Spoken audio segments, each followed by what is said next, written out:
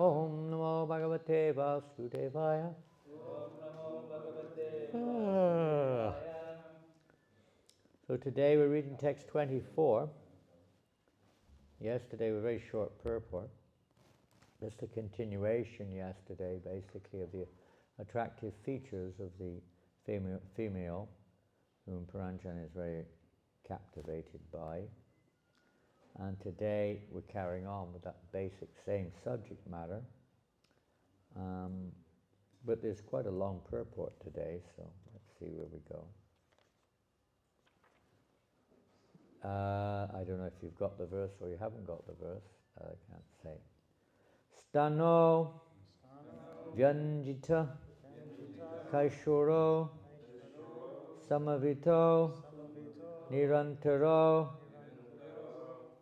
Vastra Antena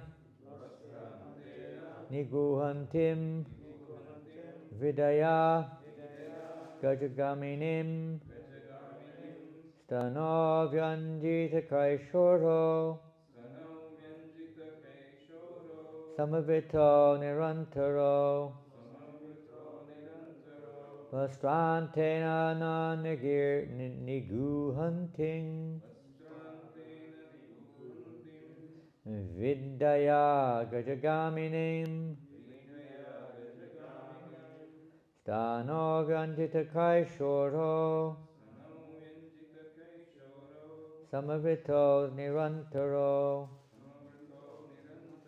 Vastrantena niguhantim Vidaya Gajagaminim Stano Vyanjita Kaishoro Samavito Nirantaro Vastrantena niguhanting Vidaya Gajagaminim Stano Vyanjita Kaishoro Samavito Nirantaro Vastrantena niguhanting Vidaya Gajagaminim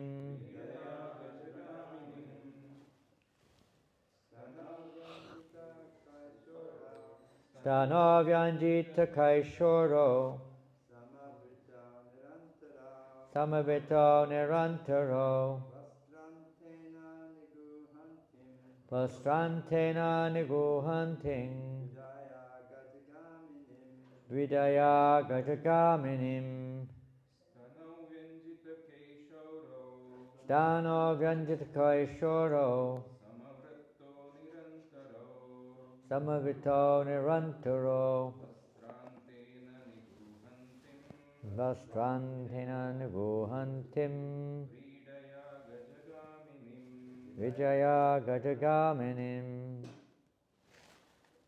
Anyone else like to try? I don't think anyone else over here has got the verse. Okay. Stano, breasts. Vyanjita, indicating. Kaishuro, new youth. Samavito, equally round. Nirantaro, fixed close, side by side. Vastra antena, by the end of the sari. Niguhantim, trying to cover. Vidaya, out of shyness. Gajagaminim, walking just like a great elephant. Translation and purport by Srila Prabhupada. With the end of her sari, the woman was trying to cover her breasts, which were equally round and well placed side by side. She again and again tried to cover them out of shyness, while she walked exactly like a great elephant. The purport by Srila Prabhupada. The two breasts represent attachment and envy. The symptoms of raga and dvesha, attachment and envy, are described in Bhagavad Gita 3:34. Some of you may know this verse. indriyasyate ragadvesho yugastito, tayorna vasham agachet, to yasya paripantino. Attraction and repulsion for sense objects are felt by embodied beings. But one should not fall under the control of senses and sense objects because they are stumbling blocks on the path of self-realization. This is more to the purport, but just a quick additive or whatever. But this section, of course, dealing with King Paranjan, teachings of Narada Muni to King Prachini Bahishad, is relevant to everyone, particularly aspiring devotees on our path to understand the goal of life and to recognize when there's danger or something which may be a pitfall on the path and how to deal with it. These challenges will come. We've all got attractions and repulsions, as we heard yesterday, due to our various senses, our various samskaras and conditionings. So how to deal with that will be the thrust of today. Try to, a little bit at least. These Prabhupada goes on. So attachment and envy are there for all living beings. The basic underlying cause of our being in our present state is based on envy, which is not just some kind of, like they say, green with envy or burning with envy for one particular person, and if you solve that, you solve it, your problems are solved. It's not like that. That you may do or may have to do, but it's a deep-rooted, let's say, condition, our conscious condition, the soul, has deep-rooted nature. We have choice, but primarily in this world, we are it's based upon our envy. Envy of Krishna is at the root, we could say for sure, and then consequently, envy is expanded in so many ways. Envy and lust and greed, all these are very closely connected, overlapping in many ways, or to speak of lust, overlapping into all forms of life, and envy also, because we're seeing that which doesn't belong to us as being meant for my enjoyment. So it's a form of envy, whether it's the body of an animal, which we think would taste nice. They've got a body, I don't have that body, I want to enjoy that body. Or whether it's for a woman, or whether it's for whatever it may be. There's a degree of envy there, which, to speak of lust. We're going to hear about lust mostly, I think. These representatives of attachment and envy are very much unfavorable for advancement in spiritual life. This attraction for the breasts of a woman, or the form of a woman, or if you're in a woman's body, maybe a little different in terms of traditional society, that if the man was well situated, that the fact that the wife was attached to the man and he was spiritually advanced and properly engaged materially, could be in one sense seen as beneficial. But still it's an attachment for the material, and that attachment isn't just for the form of the man. The woman's attachment expands to the family itself very intensely, of course, and to the paraphernalia which goes along with it. The house, the various paraphernalia within it, the cooking, everything goes along with that attachment. There's kind of lust, you could say. One should not be attracted by the breasts of a young woman. The great saint Shankaracharya has described the breasts of women, especially young women, as nothing but a combination of muscles and blood. And if we break it down, that's what it is. The great saint Shankaracharya has described the breasts of women, especially young women.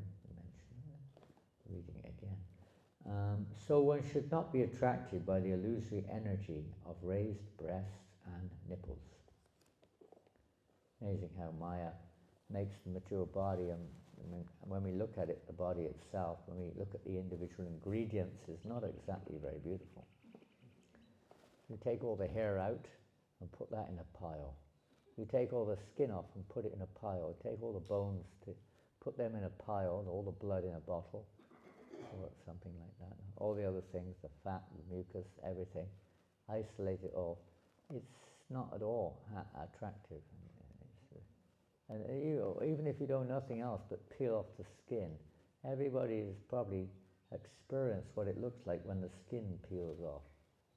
Maybe you've seen a picture of it or even seen it. A body which has been injured in a serious accident, sometimes the skin is ripped off or a limb is ripped off. It's ghastly. It's ghastly. When the skin was on, it looked beautiful, right?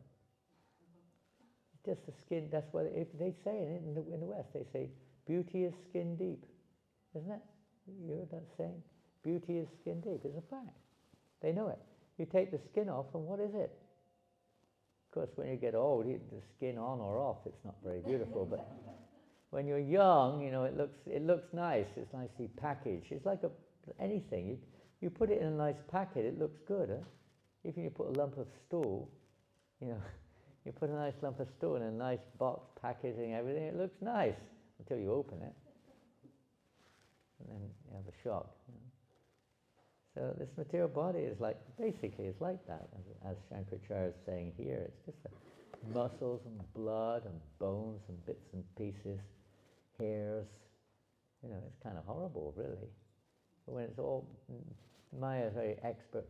This is a reflection of the beauty of the spiritual world, perverted form. But it looks nice. I mean, when it's young, particularly, not so much when it's old.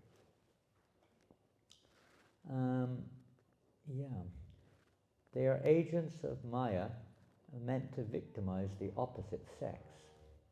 Because the breasts are equally attractive, they are described as summer-vito. The sex impulse remains in an old man's heart also. This is the real problem, isn't it? It's not surprising. I mean, young man, young woman, there's natural attraction for each other. It's nature, this world is like that. But the fact that old men and old women, especially old men, are still attracted to sex life. Prabhupada often tells the incident when he was in Paris and he went past probably Moulin Rouge or somewhere. He went past these nightclubs, and seeing these 80-year-old men going into the nightclub, strip dance, the strip-tease club. And they're going in, 80 years old, spending hundreds of euros now, in those days francs, millions, thousands of francs. For what? Just because they're, what can they enjoy at that age, It's like just to see. The desire still remains. And it's not a question of just withdrawing oneself. What's that verse in the Bhagavad Gita? You'll get it. You'll pick it up. But one may restrain oneself from the sense objects, but the taste, well, there's two verses, aren't there? There's Vishaya Vinivartante Niraharasya Dena. That's one. That's the key one, but there's another one too. How does it go? Oh my goodness. We're getting old. Forgetfulness of verses is sometimes disturbing, huh? Is it Bhogeshwarya? No. One may restrain himself from sense objects, but one who restrains himself from sense objects but still maintains within a taste is simply a pretender and a fool. Mityachara, yeah. That one's considered a fool. I can't remember the whole verse. We used to learn these verses in the old days. But it's foolish. It's not a question of restraint. It's not just a question of repulsion to it. It's a question of actually, as the verse in the second chapter says, Vishaya Vinivartante Niravasidena. Vasavajang Vasopyasya Param Drishtvanavartate. We have to have a higher taste. You can't just give up the lower one. So you see even old men, they sit in the park benches. I don't know if they still do that. They used to sit in the park benches and kind of when a young girl comes along, their kind of eyes go like this, and they go back to the start again, waiting for the next one.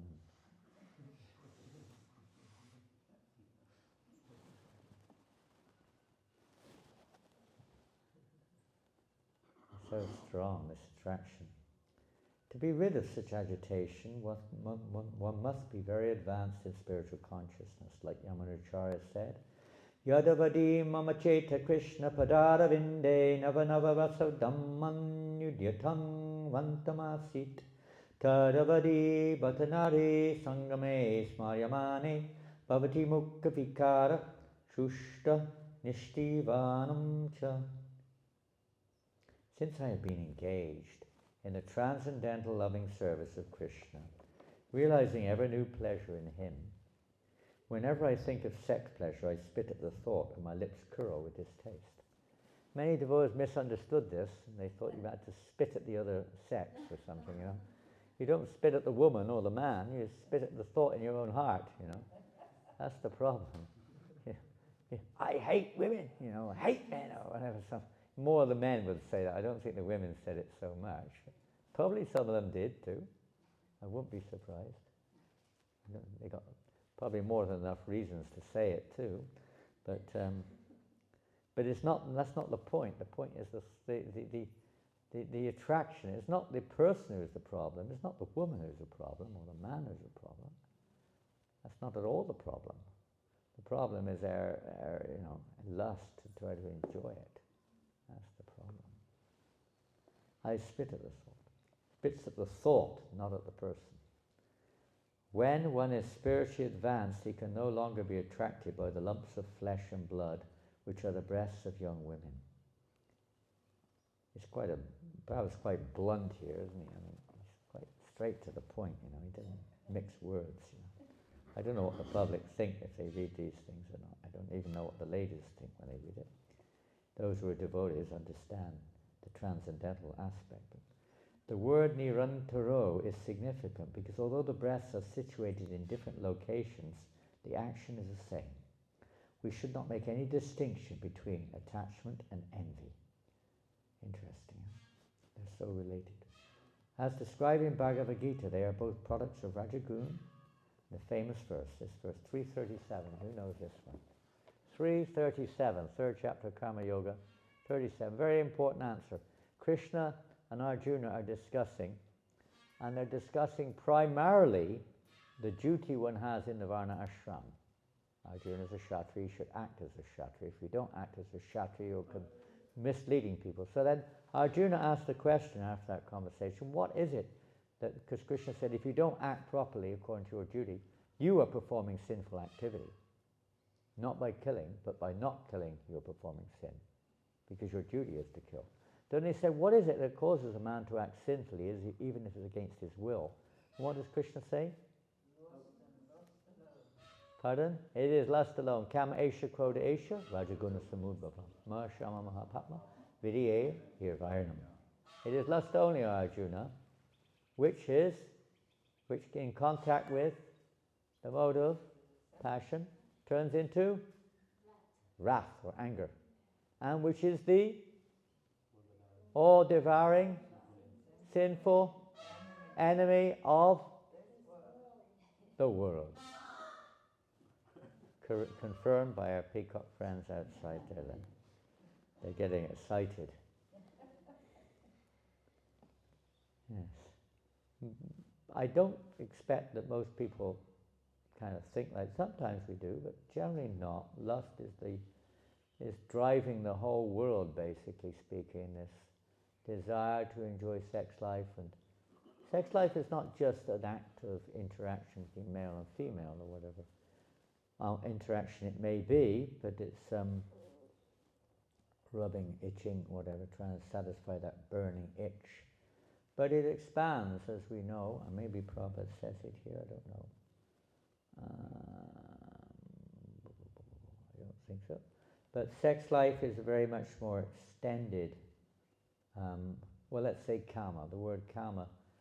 There's, of course, in the spiritual world, this is kama rupa, this is the highest form of loving exchange. But in the material world, which is perverted, this kama generally is personified by the interaction between, sexual interaction between male and female, but it's much broader than that. If we use the word lust, which is the word used in Nectar of Devotion, in the spiritual sense of the term, it's not a word which is the all-devouring sinful enemy. In fact, it is the very essence, you could say, of one's relationship with Krishna. But in the material world, being the perversion of the spiritual world, when lust or kama is the all-devouring sinful enemy, because it takes us away from Krishna. It entangles us as in this material world, in karma, and in attraction and attachment. The word nirguhantim, trying to cover, indicates that even if one is tainted by karma, lobha, krodha, etc., they can be transfigured by Krishna consciousness. This is the important point. In other words, one can utilize kama, lust, for serving Krishna. How can you use lust for serving Krishna? How can we use it? How to use lust for serving Krishna? Yes. Basically, you want something, you want to please, and then you act to do things that are pleasing, but you still have desire. The desire, strong desire. That very same thing which we may lust after for our own sense enjoyment, we can also, in a sense, it's lust, it depends how we use the word lust, but we can desire, we can hanker it for Krishna, whether it's wealth, whether even, Prabhupada say even a young, we're talking about the male point of view, even young girls who are devotees sees them all as meant for Krishna's pleasure. He wants all the young girls to serve Krishna. I'm speaking from the male perspective. But the principle is the same. That we're very eager, we're very desirous to see Krishna's senses satisfied, somehow or another. Not our own. The same activity may be there, in one sense, and even within the framework of the material world, save and accept offering it to Krishna exactly, even if we are not on that level, but one is nonetheless a human being following religious principles, there is other ways of channeling lust also. Who can cite this? Is also mentioned in Bhagavad Gita. What is it? Dharma kam. Yeah. Sarva Dehino Matra Yoginam. That's it, isn't it? Sarva Dehino. One word from 6 different verses, and nobody else knows. You can say anything usually. Nobody knows the verses anyway, so just make a verse up and sounds good, huh? Yeah. You know, even using karma,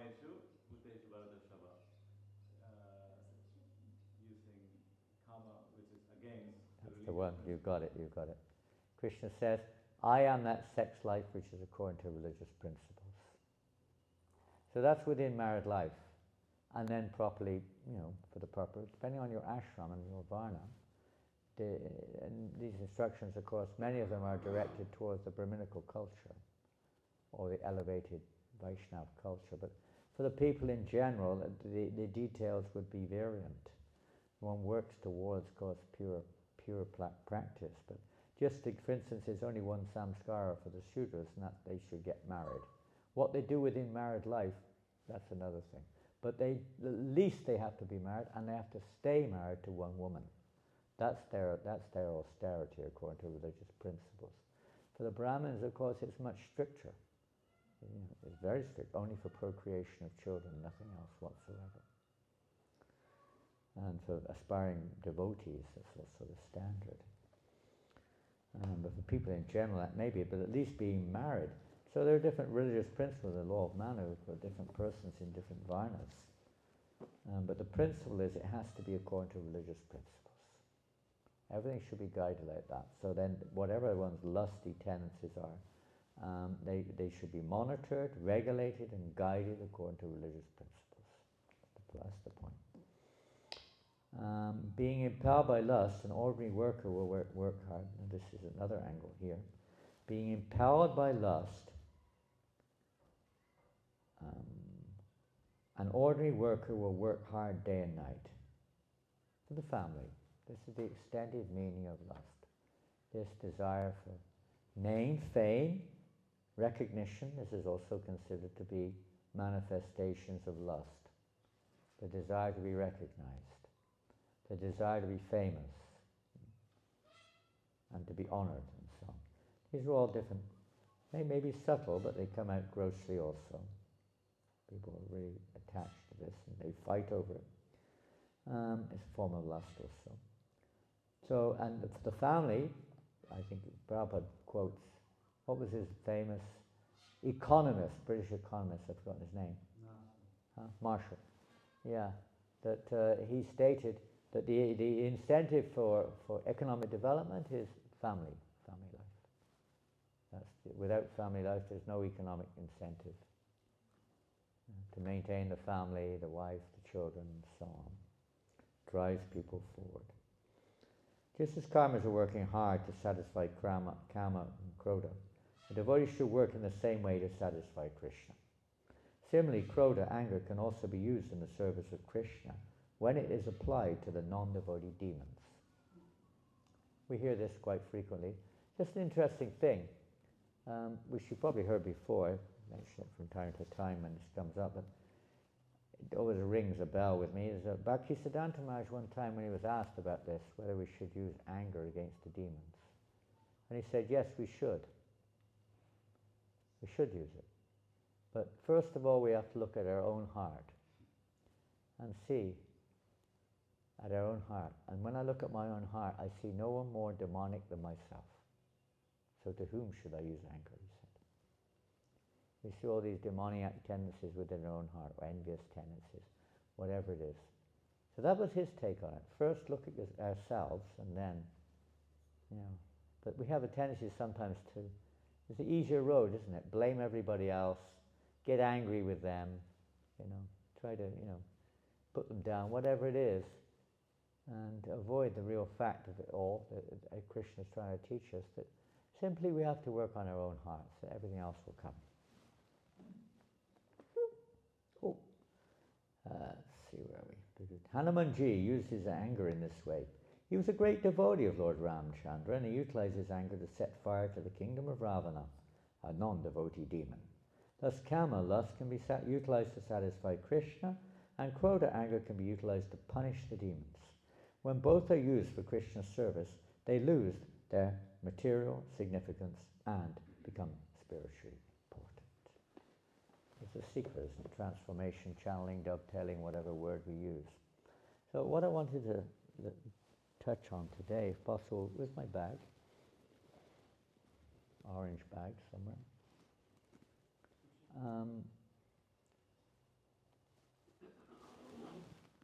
Thank you, Paul. And we're going to start. It's something I did a long time ago, some kind of seminar.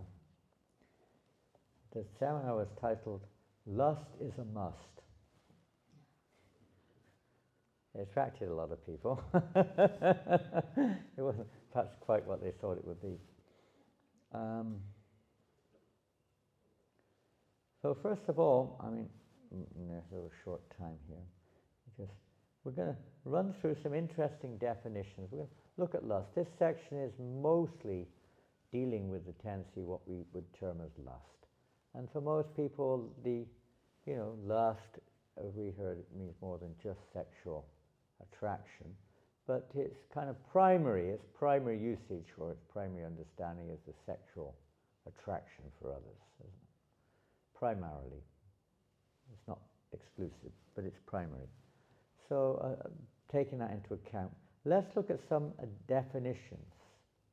We heard an amazing definition yesterday from your husband, from Bhagavat Prabhu, about courage. That really will stick with me.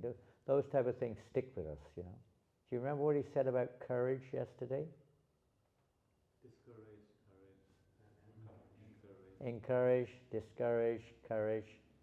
And the very word courage comes from the French word coeur, le coeur. The heart comes from the heart.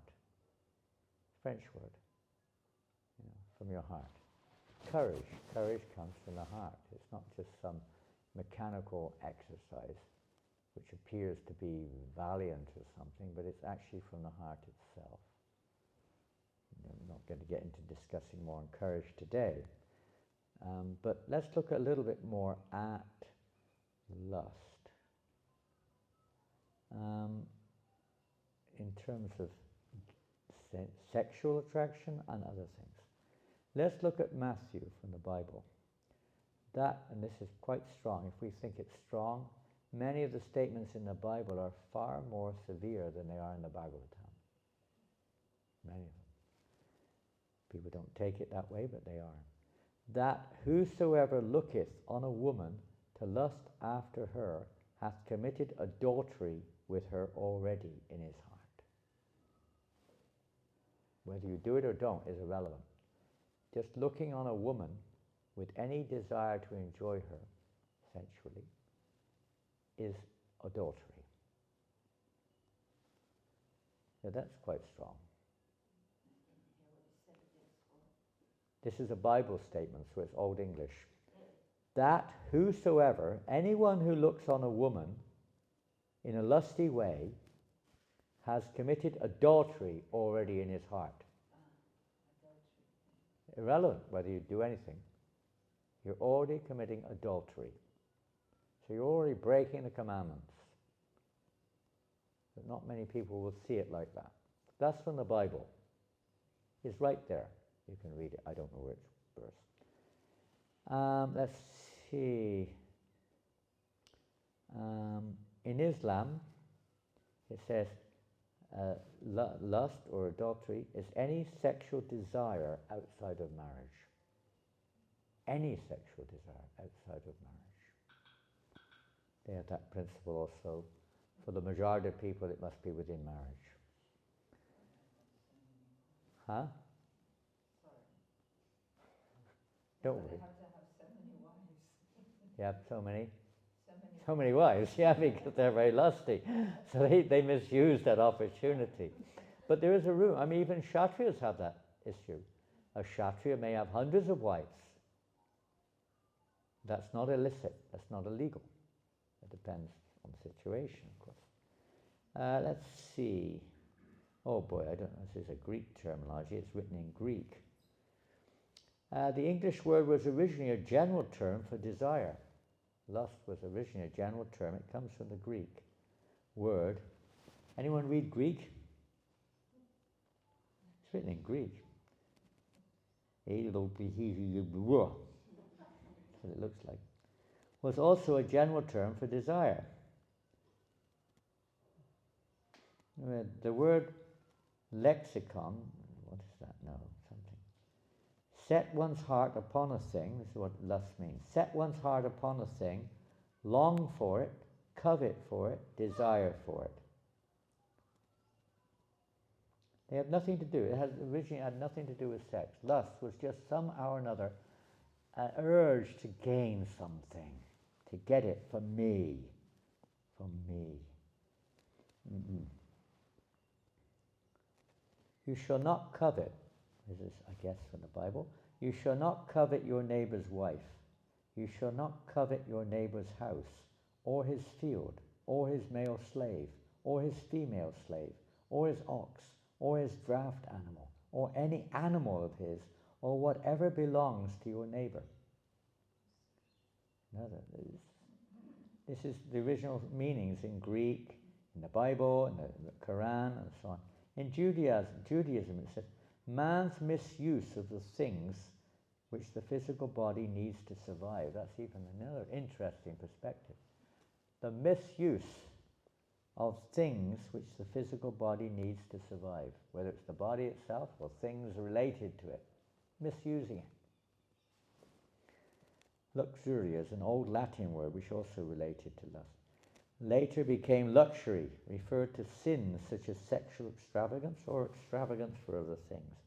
In Buddhism, lust is the attachment to, identification with, and passionate desire for certain things in existence, all of which relate to the form, sensation, perception, mentality, and consciousness that certain combinations of these things engender within us. Lust is thus the ultimate cause of general imperfection and the most immediate root cause of a certain suffering. So the Bible is very close to the Vedic conception, so to speak. So having an intense desire, powerful feeling of wanting or thinking you need it, I need it. I need it. A craving. And a craving leads to a raving. Lust is a psychological force producing intense desire for an object or circumstance, fulfilling the emotion while already having a significant other or amount of the desired object. Lust can take any form, such as a lust for sex, love, money, or power. It can take such mundane forms as a lust for food, as distinct from the need for food. It's above need.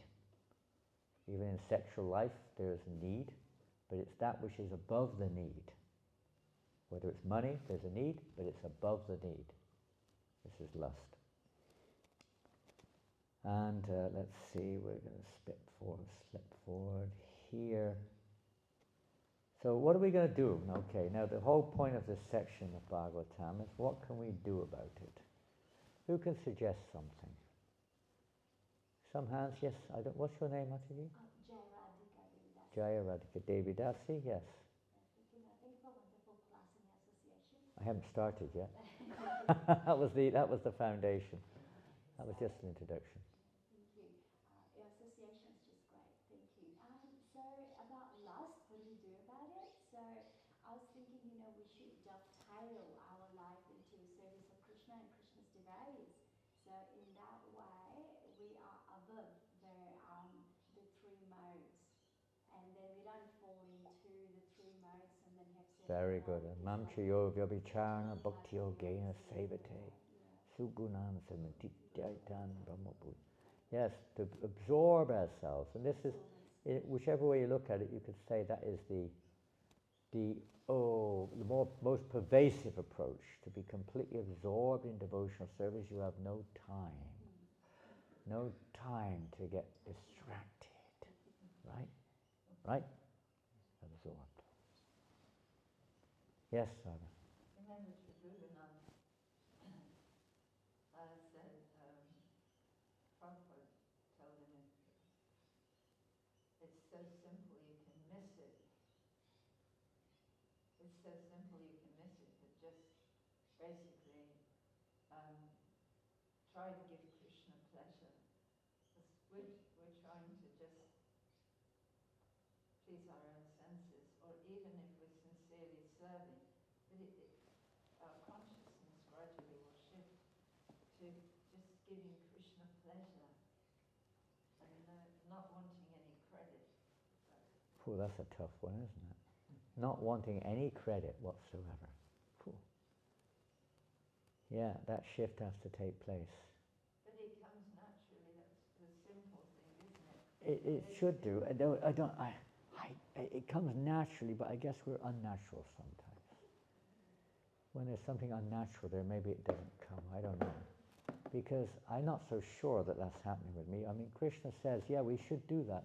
But a certain amount of consciousness of Krishna should be there, maybe, I don't know. Conscious of Krishna, not just doing it. I mean, that may be the beginning stages, but it seems that it's fine.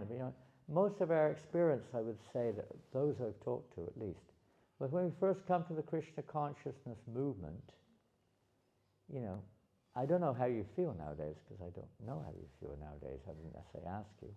I can't exactly compare it to how we felt, because it's what you feel. But so absorbed in devotional service when I first joined. I mean, we really were. I mean, 24/7. It was not a minute to spare.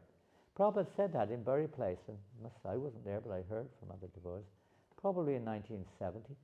The boys and the girls, there weren't really much separation between the boys and girls in those days, not like now. I mean, obviously they didn't sleep together, but in the temple room on Harinam Sankirtan doing services, everyone was pretty mixed up, wasn't it? You see the old pictures? It's like that. Boy here, girl there, boy here, girl there, Harinam mixed. It wasn't so distinct. It became a little more distinctive later on, but then it was more kind of like, and Prabhupada said, although this is generally not favorable, because you're so absorbed in devotional service, you don't even notice it. You're just so absorbed in service. You don't even notice it. And that's the deity worship, of course, comes in as a major part of this. We haven't got much time, so I just throw in one more thing. Right? Probably here's one thing, okay? Let's see, is this it? No.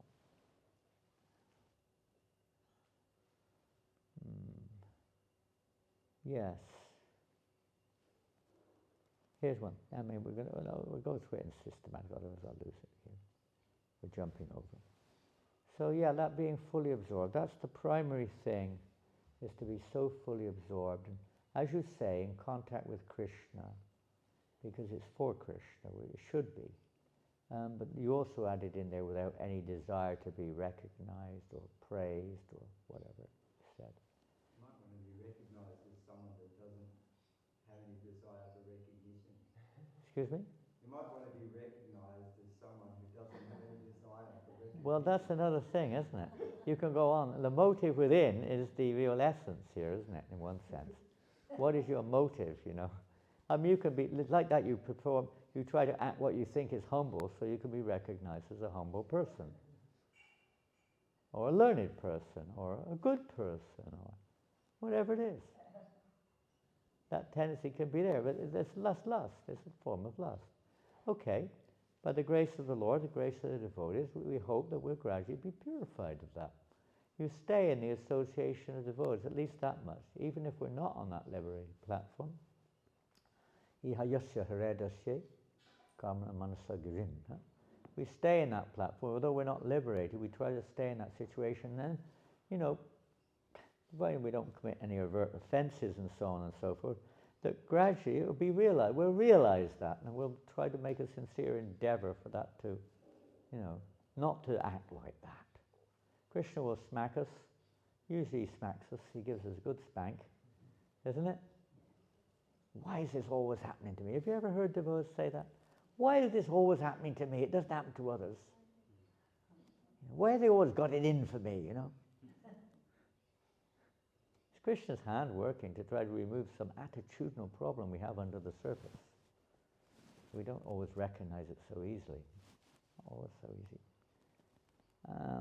Anyways, it's too big a topic to touch on, and everyone would come up with no end of different realizations on this topic. Let's read what Prabhupada says here. Are we lusty? Is anyone lusty? Anyone here lusty? No. Well, you're not lusty, so no point asking you. And you're lusty for Krishna, so there's no point asking you. Is anyone lusty here? What for? A lot of different things. Huh? A lot of it's so subtle. It's so subtle, isn't it? It is. And you don't realize it when you first come.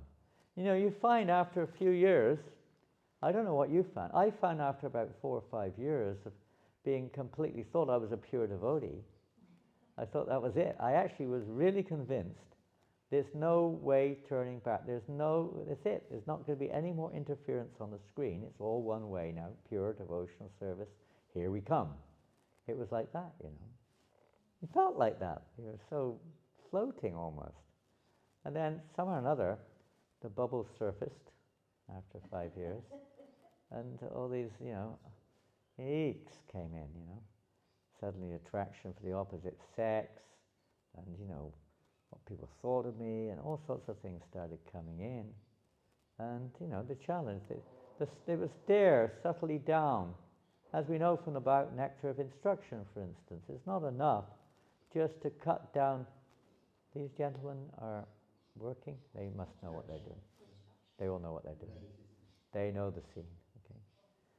Okay. It's not enough just to cut down the weeds on the surface. When you first come, you kind of keep lawn mow. Boom, finished. No eating meat, no sex, no illicit, no intoxication, no gambling. Full on, boom. And you're surrounded by similar, you know, similar others. I won't use the term, but everyone else around you is like the same. Let's go, bro. We're going to conquer the world in a week. Boom, you know. Pure devotion service. Sannyas next year. You know, it's all like that, you know. It was like, we were like kids, you know, like kids are like that, you know, young children. I was like, boom, you know, I'm going to be world champion football player by the time they dream like this. You know. So we're a little bit like that. So, and then the real challenge comes in, isn't it? All kind of those, so deep down to the root, as Nectar of Instruction says. So here's another thing, okay, related to this. What does Rupa Goswami say in Nectar of Instruction? How we can remove this lust right down to the root. Not just on the surface. That's not so difficult. It's difficult for most, but it's not so difficult. Pardon? I can't hear you. Actually, Oh, that's certainly another thing. But specifically, how to cut this out at the root. Esan bega begola na Huh? I'm lost. Vacho Vega, Manasa Krodha Vega. Oh, these are all related. They're leading up to this. One engages everything in the service of Krishna without All good. All good stuff. All good stuff. What do you say? He says, it's kind of very deep. One who everyone knows that the one who's got jaundice, the taste for sugar is bitter. Similarly, one who's covered by ignorance, the taste of the holy name is bitter. But by Kinvada Adunurinam, by carefully and constantly chanting the holy name, carefully and constantly chanting, the very disease can be removed or cut out at the root. In other words, lust can be cut out at the root, not just this thing, that thing. So it's exposing ourselves to Krishna, associating. It's all related to the same thing you said, but to be in the association. What does Lord Kapila Dev say to Mother Devahuti about this? Does anyone think of it? knowledge. Pardon? Use the sword of knowledge to cut. Well, that's in the Bhagavad Gita, isn't it? That's what Krishna says at the end of 4th chapter, I think. We have to cut this out with the sword of knowledge. That's another point, knowledge. Having knowledge is very important. Of course, knowledge is good, but it's not enough in the bigger picture. One has to know how to put it into practice. What does he say? Going back to Lord Kapila Dev. the association of greater divine. Yes. Pasangamajuram Pasham. I've forgotten that one. Something else. Yes, every learned man knows that the greatest entanglement for the living entity in this world is our attachment to the objects of the senses. That same attachment, when transferred to the self-realized souls, is the cause of our liberation or freedom from that bondage or that attraction which we have. There's hundreds of verses all over the place describing this subject matter from various angles in the Bhagavad Gita as well as in the Bhagavatam and all scriptures. It's the whole point of spiritual life is this transformation practically from lusting over material objects to focusing on Krishna. Anyone, Prabhupada says, in the material world, he is lusty, maybe difference of degrees. That doesn't matter, but he is lusty. Kamesha Krodesha Rajagun Samubha. Everyone is trying to lord it over material nature. That is lust. Now, the ant is trying to lord it over material nature in his own way, and the big politician is trying to lord it over material nature in a different way. Everyone is trying. So that lording it over material nature is a sign of lust. So you can take it for granted that anyone who is within this material world, he has got that contamination of lust, maybe manifested in different degrees. Whoops. Everyone in this material world has come with these lusty desires and greediness. Even demigods like Lord Shiva, Lord Brahma became lusty after his daughter, and Lord Shiva became mad after Mohini Murti. So what to speak of an insignificant creatures like us? Lusty desire is there. This is the material world. Prabhupada, just talking in general there, no one can avoid it in the material world. How can we, okay, we've talked about some activities you could say from our own angle. You say devotion to the Lord, fully engaged in service, trying to be concentrating on chanting and hearing, exposing ourselves. Maybe we're going to get onto deity worship in a minute. What about from another angle? Yeah, okay. all those things obviously are, building up our spiritual life, but I feel like I'm sorry, I'm talking from personal experience, not from any particular sloka, that when we're talking about associating with Krishna, what's the nature of that? I feel like it's depending on Krishna, because what can we can't control. We can't control our senses. We do all the things that we're supposed to do and abstain from.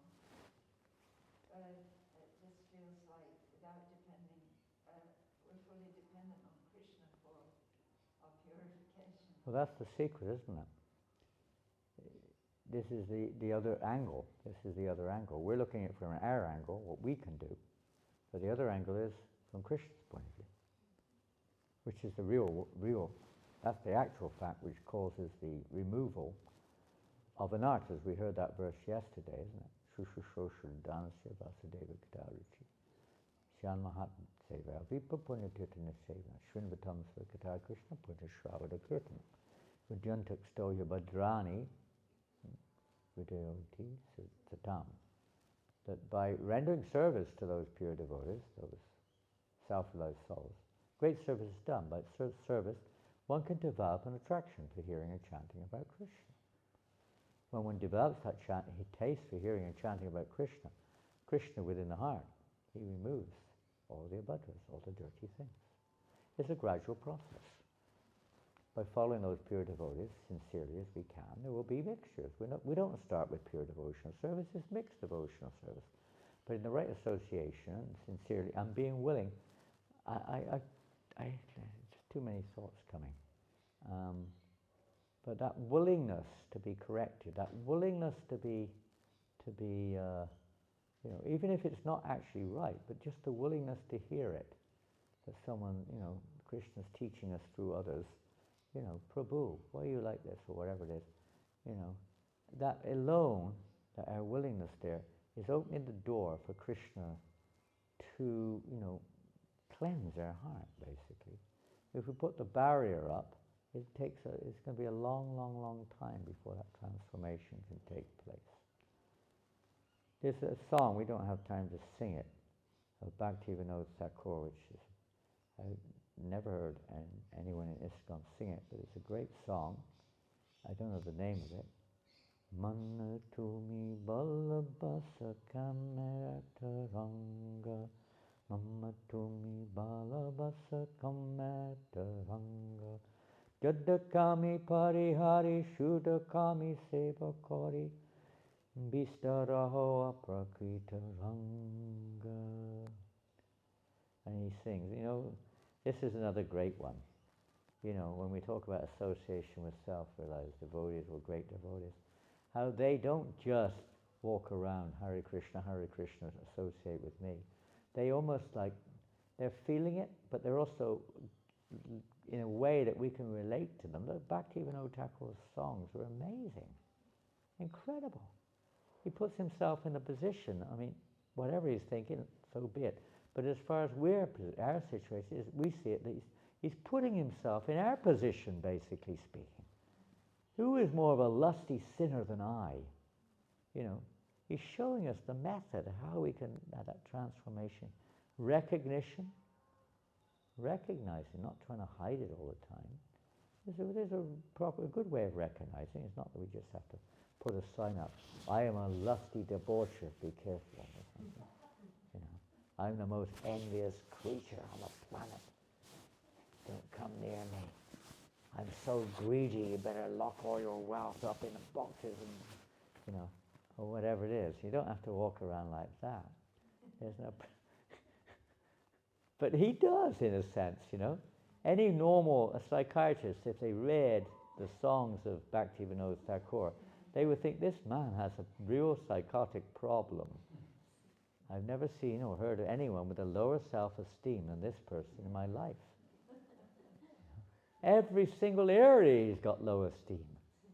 Everywhere.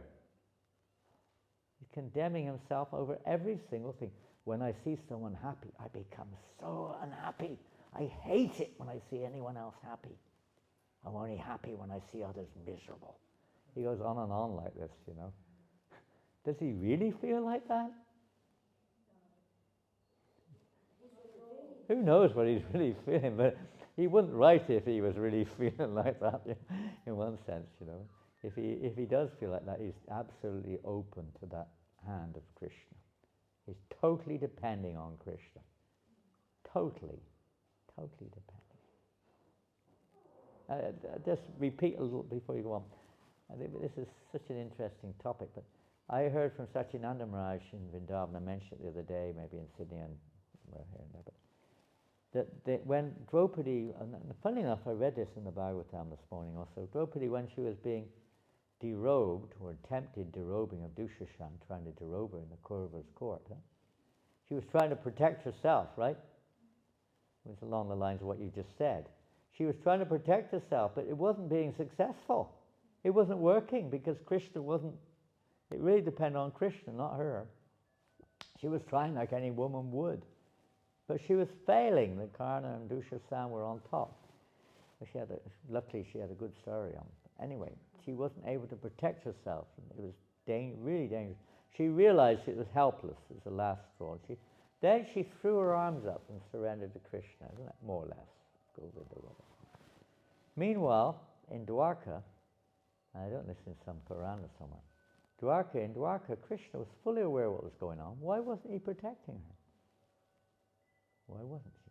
He was playing chess with Rukmini at the time. And Rukmini could see he was very distraught.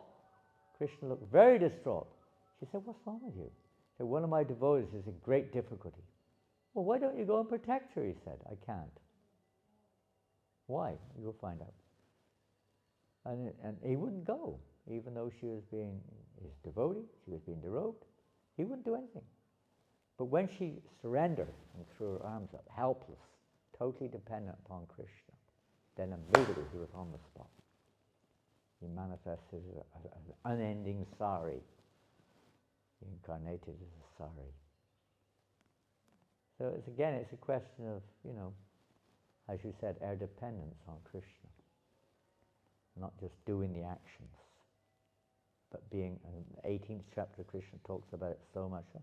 In all your activities, just depend upon me. Be conscious of me. Always depend on my mercy. Depending on the mercy of Krishna, this is surrender. If we really want this Sharanagati, then that mood of surrender. This is too big a topic to go any further on, but just think about it. Let's read some more. Sorry, Maharaj, you were telling us what Satyananda Maharaj said. Huh? You were telling us what Satyananda... That's what he said.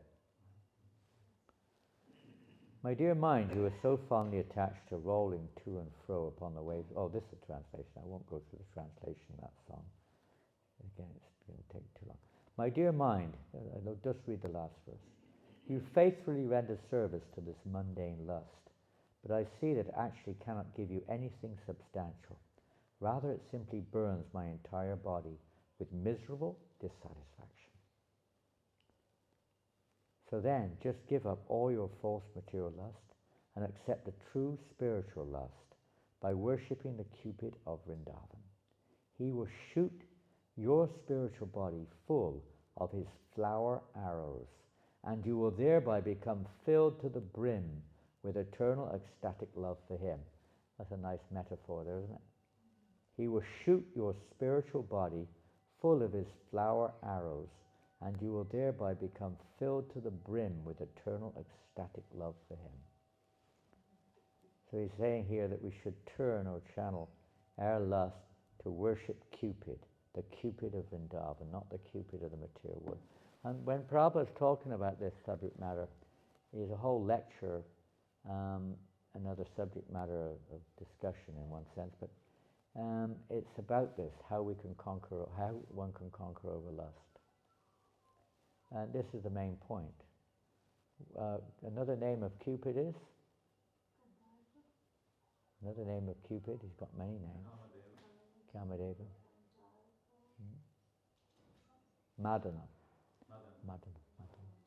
The word mad comes from this word madana. Prabhupada said that. He said another meaning of this madana is being mad, maddened. If you go to Leicester Square, no, not Leicester Square, what's that square called in London? Where there's the Eros, the Greek statue Eros. You've seen it? In London, centre of London? Eros, huh? Anyway, it's near Leicester Square. It's called Eros. You've seen it. It's right there. It's the Greek god, with his arrow. It's Cupid. Eros is the Greek word Cupid. He's shooting his arrow. This is how it works. Cupid shoots his arrow into everyone's hearts. Little tinkling of the bell. Shoot. And he's there. He's right there. Now, funny enough, that is the centre of the red light district in London. center. And everybody walks around it, and they're all circumambulating Cupid. Then they go to the brothels or the red light district, the gay district, they're all around there, all these places. Not by chance. Yes, so Cupid, Madana. And, the only way we can overcome Madana is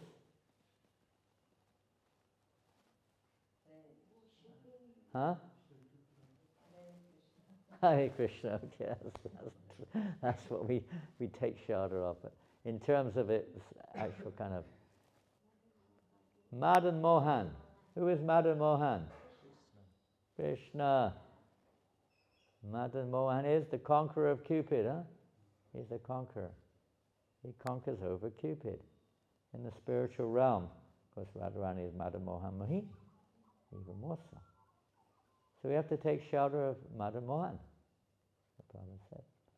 Take shelter of Madan Mohan, which is, again, is the process of devotional service under the direction of a pure devotee.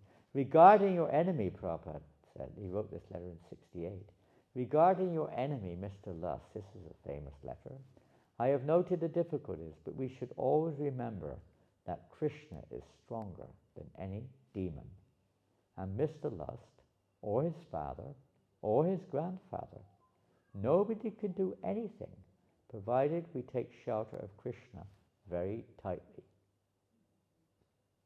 Desire, do we really want to? Do we really want to conquer over lust? That's another question. One who marries for subduing lust is mistaken. Normally we hear that that's the process. You're lusty, you get married. Okay, it is naturally what happens, but that's not the solution. Subdue lust is another thing. It is compared with that extinguishing the fire with a large amount of petrol. That's how he describes this, even if it's, illicit, call it what you will, putting out the fire. Yes, it may put the fire out for a few minutes, but it doesn't last long. Some people it doesn't even last a second. But we try to put the fire out with paraffin. Is it going to work? Or petrol? Maybe if it's a small fire. But if it's not, then that petrol will ignite and it will blaze up, burns like fire. It's described in Bhagavad Gita, isn't it, how this lust works? Raging like a blazing fire in the heart. The more you feed it, the more it fires. So to subdue lust is a different process. Then you have to take to deity worship. Krishna is Madan Mohan. I am sure this process, helped by your regular chanting, will kill Mr. Lust, rest assured. Of course, when you begin, I am at your service always, and give you suggestion and ways and means to make progress in the deity worship. But you can immediately adopt this principle. Deity worship. Very important also. If we stick to the principle of chanting Hare Krishna mantra offenselessly, so offenseless chanting, not just mechanical chanting, blah, blah, blah. It's not going to remove lust. Offenseless chanting. Then by the grace of Srila Haridas Thakur, Prabhupada writes, we may be saved from the allurement of women. However, if we are not very strict in chanting the Hare Krishna Maha Mantra, we may at any time fall victims to women, or whatever, sex life. That's Prabhupada's words from the Bhagavatam in purport. Unless one is fully Krishna conscious, this lusty desire cannot be checked. It is not possible. That is tapasya, that voluntarily we accept some inconvenience, tapasa brahmacharyena. Tapasya means first brahmacharya, how to avoid sex desire. We're all brought up in a society now where we're educated to have sex. Pretty much. Modern day school education teaches children how to have sex. So they call it safe. How to have sex without having a child. Doesn't matter what your age is. Young kids, is a law in some countries like in Germany. It is absolute law. The child by the time they're 10 has to be educated how to have sex without getting into trouble. They haven't even reached puberty. It's the law of the land. In Kansas City, one headmistress there refused to teach this course. The education department said that they'll kick her out of her position if she doesn't agree. You can do what you like, but I don't agree. I'll only agree if you teach one thing. Add to the course. You don't need to have sex life.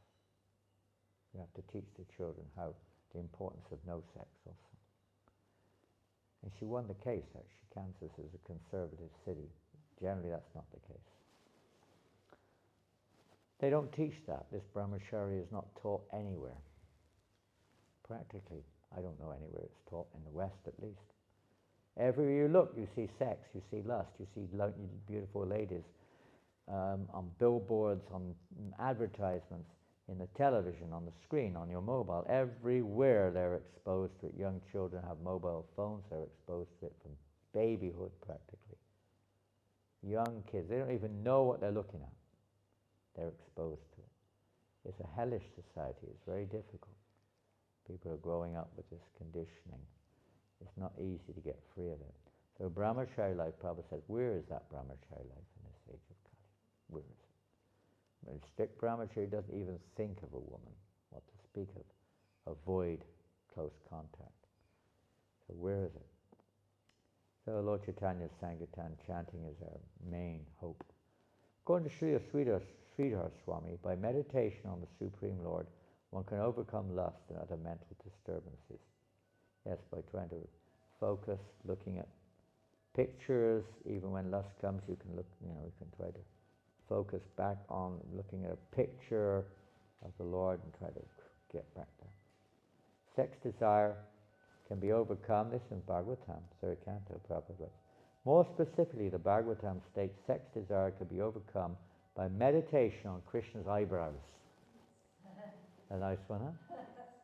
It's like Cupid's bow, It's like an eyebrow, so you meditate on those eyebrows of the Lord. It's a nice one, huh? Just think about that. Meditate on Krishna's eyebrows. They're not just eyebrows which are attractive, they are the absolute personality of God in full, with all of his various apparent organs, everything. It's completely Krishna. So that's his special mercy in that form of his beautiful eyebrows. Interesting. Something to think about. Oh, it's too much here. I have to finish, I think. One or two last things.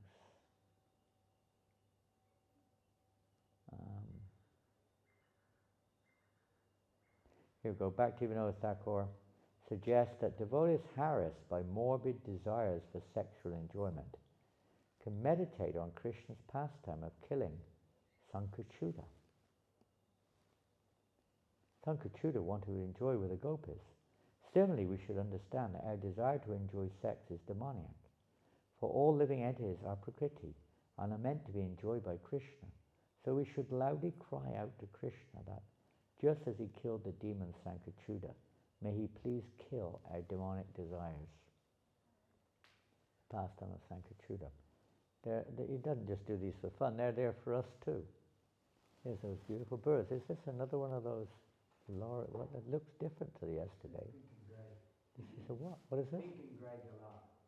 What amazing colourful birds around here. You're blessed, huh? We don't get much of this in England. They're all black and grey and white, and most, isn't it? Mostly black. And here you've got all these colourful birds here. Incredible. And they come right before you. It's amazing. Lust desires. Lusty desires, Prabhupada says, are very strong in everyone, and they are the greatest impediment to the discharge of devotional service. Therefore, those who are very much influenced by lusty desires are advised to take shelter of Sanat Kumar, the great brahmachari devotee. Sanat Kumaro Vato Kamadevat. May Sanat Kumar protect me from lusty desires. A little prayer there. Have you had finished for the morning? Breakfast time. These young ladies are from Germany. They're volunteers here from Germany. Hare Krishna. There's a lot more, of course. There's so much more we could read and say and talk about. What to do. That's a lot to digest before breakfast. You may not even feel hungry. I was reading this morning how Draupadi, when she was in that dilemma, when Durvasa Muni came with his 10,000 disciples for breakfast or whatever it was, lunch, and of course Draupadi had a very magical cooking pot, and whatever she cooked, before, at least if she hadn't eaten, she could provide as much food for as many people as possible as wanted from this magic pot. So Duryodhana, demoniac mentality, he knew this. So he purposely, on getting a boon from Durvasa Muni, he asked Durvasa Muni if you could please go and take lunch at the home of the Pandavas. Because he knew they'd just taken their lunch. And there was nothing they could do, but of course Krishna solved it. He saved the situation. So ultimately, it's only by the grace of Krishna that we can become free of all these propensities, demonic propensities, these inimical. Only Krishna can kill our enemies. So we take shelter of Krishna. Balaram and Krishna can kill all the enemies. Hare Krishna. Hare Krishna. Krishna Krishna. Hare Hare. Hare Rama. Hare Rama. Rama Rama. Hare Hare. And it's also good to read these topics in the Bhagavatam. This is also another powerful way of at least sharpening our intelligence, not to become victimized by these tendencies. If we don't read Prabhupada's books, there's not much chance. Very difficult. Hare Krishna. Maharaj, you forgot to talk about devotional service. Pardon? Forgot to talk about devotional service. You said you'll come back. Who's coming back? You said you'll also talk about devotional service. Devotional service. The deity worship, sorry. Deity worship. Yeah, you said Yeah. you'll come back and you'll also. Yeah, we did. We Oh, read Prabhupada's quote on deity worship.